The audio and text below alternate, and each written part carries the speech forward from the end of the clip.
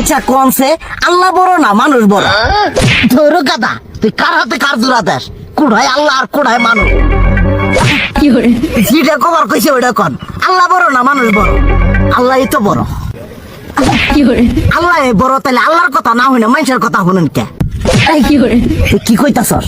কি এর আল্লাহর কথা মানে না মানুষের কথা মানে? হ্যাঁ, কি আর মানুষের কথা শুনেন তাই না?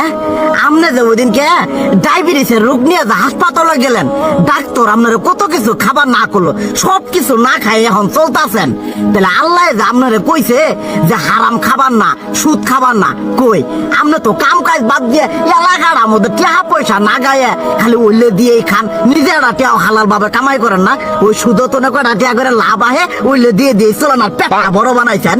শুনেন একটা কথা কই, হারামের কোনোদিন আরাম নাই। হালাল পথে রুজি রোজগার করেন, প্রয়োজনে এড়া বেলা কম খায়েন, তাও শরীর পিণ্ডও ভালো থাকবো, কোনো রোগ বেদও হবো না, আরামও পাবেন, আল্লাহও খুশি থাকবো। তুই আমার এইভাবে বুঝাবি আগে কইলি না কে?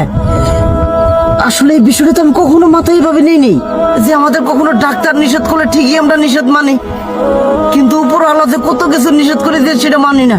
আর এই যে হারাম পথে টিয়া পয়সা কামাই করতেছেন, শরীরের মধ্যে দুনিয়া রোগ বেত হয়েছে, দেখা যাইতেছে যা টিয়া হারাম পথে কামাই করতেছেন তার তো বেশি টিয়া মনে করেন জ্বলে যাইতেছে গা বেশি।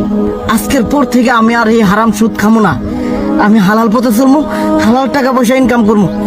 এতে করে যদি একবেলা কমও খাইতে হয় তবুও খামো, তবু আমি আর এই হারাম পথে চলবো না। আচ্ছা ঠিক আছে।